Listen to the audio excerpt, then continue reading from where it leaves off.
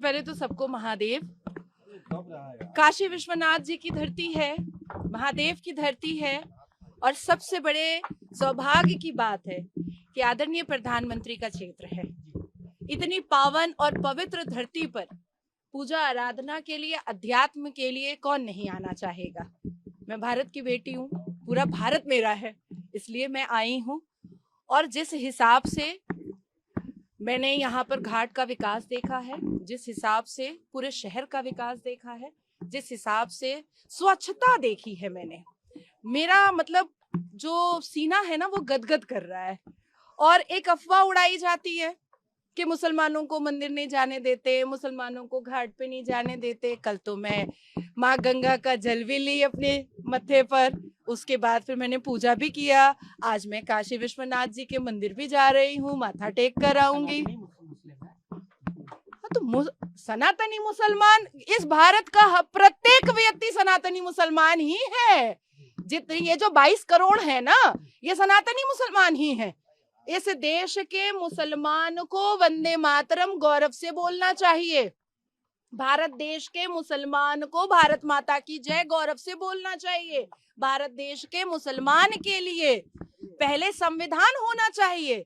अपनी अपनी धार्मिक आस्था और मजहबी आस्था वो अपना व्यक्तिगत जीवन का एक रूल है, लेकिन सबसे सर्वोप्रिय जो होता है वो मातृभूमि होती है और संविधान होता है।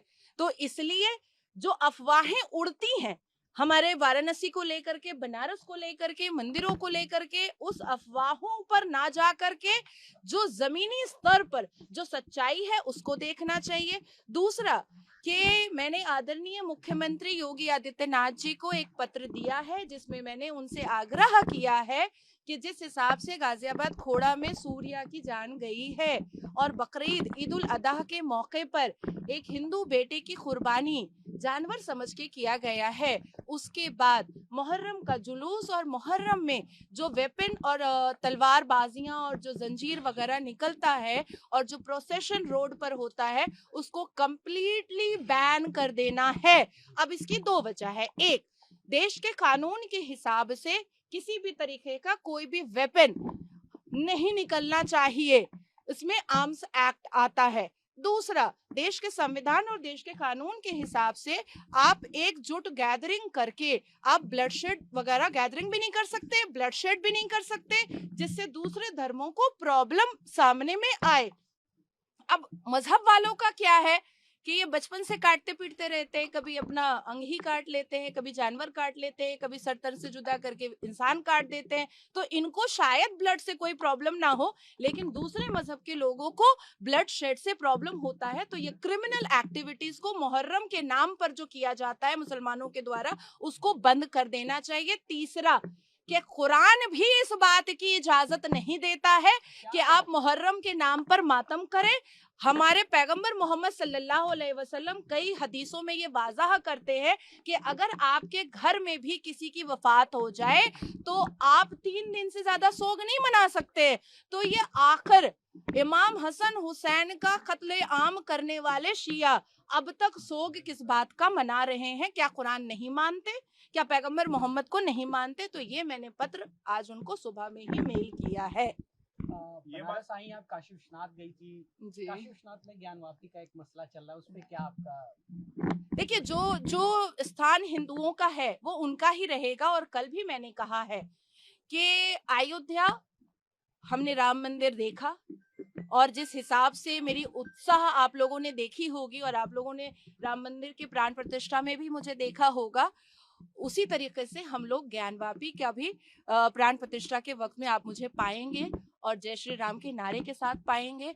4 नहीं 4 लाख अगर मंदिरें हैं और जिसको मुगल आक्रांताओं ने हड़पा था, इलीगल ऑक्यूपाई किया था, तलवार की नोक पर किया था, तो उसको हम वापस लेंगे। लेकिन सभ्यता की मिसाल है 120 करोड़ हिंदुओं को, क्योंकि जिस हिसाब से पूरे देश के कानून का और संविधान का, न्यायपालिका का इन्होंने आदर करके इंतजार करते हैं, जैसे अयोध्या के लिए इंतजार किया वैसे ही ज्ञानवापी के लिए भी इंतजार कर रहे हैं। और जैसे ही जैसे ही जजमेंट आएगा इनके साथ आकर के मैं हनुमान चालीसा खुद पढ़ूंगी बैठ करके। कॉकरोच भारत में अब आ गया है, क्या लगता है उनके तरफ जाना चाहिए?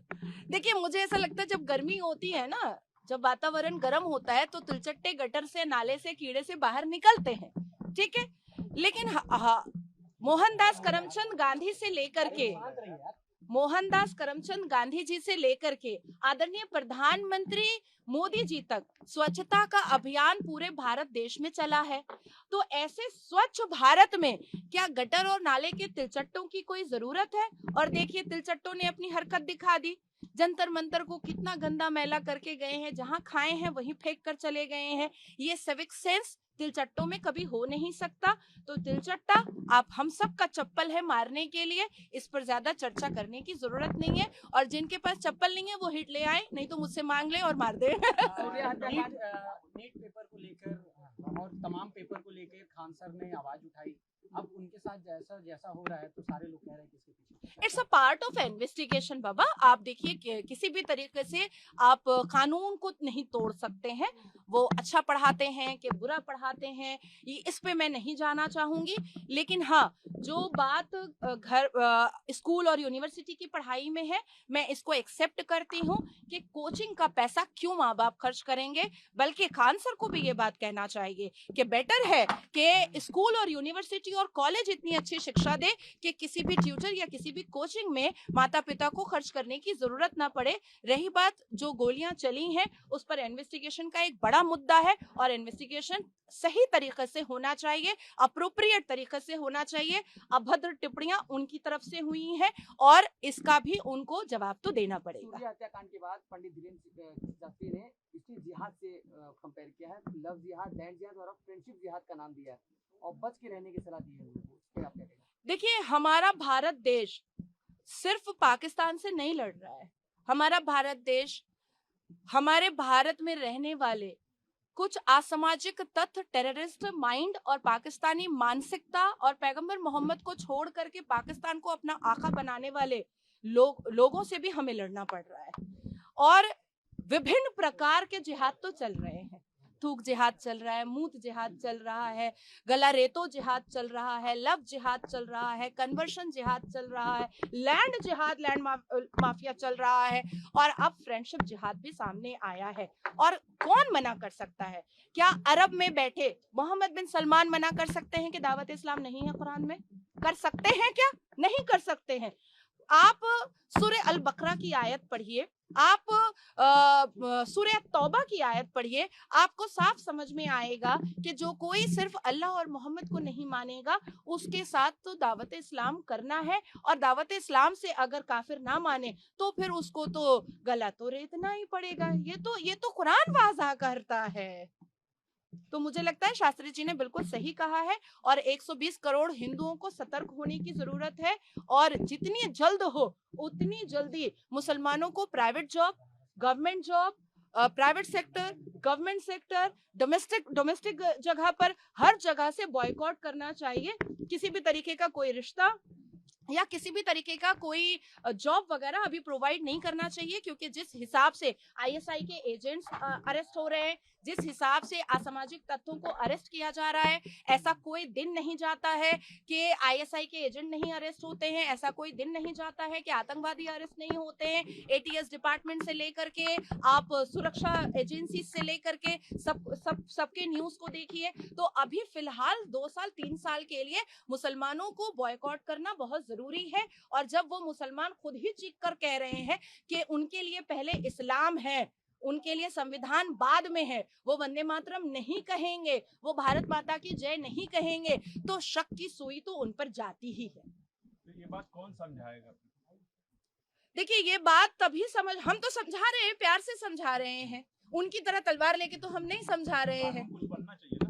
देखिए कानून तो है, यूएपीए एक्ट है, कितने कानून है। आप बीएनएस की धाराओं में जाकर के देखिए, पहले आईपीसी सीआरपीसी में देखिए, आप संविधान के आर्टिकल्स को और सब क्लॉज को जाकर के देखिए। कानून तो है, लेकिन ये जो इस्लाम का झंडा बुलंद करने का जो इनका नशा है ना, ये मुझे लगता है कि जब तक मदरसे टूट करके किनारे नहीं किए जाएंगे, इनके हाथ में संविधान इनको नहीं दिया जाएगा, इनको एकेडमिक क्वालिफिकेशन नहीं दिया जाएगा, इनको इनके लिए कुरान की 26 आयतें नहीं बैन की जाएंगी, ये बाज नहीं आने वाले हैं। ये लोग तो बुर्का वाली वजीरे आला बनाने के चक्कर में हैं। नहीं, उसके लिए तो फिर मुझे हंसी आ जाएगी। चलो ठीक है, मान लिया असदुद्दीन अवैसी साहब है, हालांकि रजाकारी मुखबिर है वो, उनकी पार्टी तो रजाकारी कासिम रिजवी की है।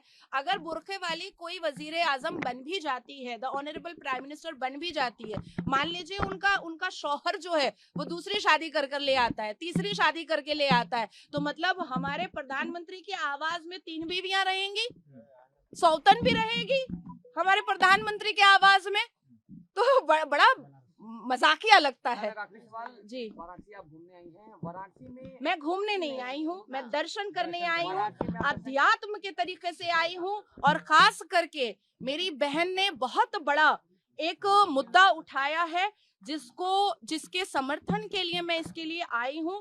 जिस हिसाब से कांग्रेस के नेता यहाँ पर आदरणीय प्रधानमंत्री को गालियां परोस रहे हैं, बहुत अभद्र शब्दों से नवाज रहे हैं, ये ना उनकी शिक्षा पर शोभा दे रहा है और ना ही उनके माँ बाप की परवरिश पर शोभा दे रहा है। प्रधानमंत्री सिर्फ मेरे नहीं है, प्रधानमंत्री सिर्फ भाजपा कार्यकर्ताओं के नहीं है, प्रधानमंत्री रक्षा सुरक्षा एजेंसीज के नहीं है, अभी इस क्षण जो बच्चा पैदा हुआ है उसके भी प्रधानमंत्री हैं।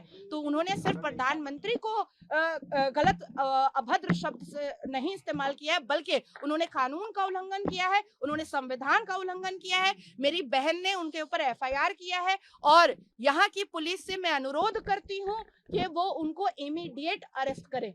लोगों की आस्था ख्याल रखते हुए हमें लग रही है कि दूर दराज से पर्यटक आते हैं दर्शन करने के लिए, और सफाई को देखते हुए नगर निगम ने एक निर्णय लिया वाराणसी के लिए, जहां जनपद की गलियों में जो मांस मछली की दुकानें थी उन्हें यहाँ से हटा करके अब शहर मेन मुद्दे पे बात करिए, मेन मुद्दे पे बात करिए जिसके लिए देखिए मुझे ऐसा, देखिए मुझे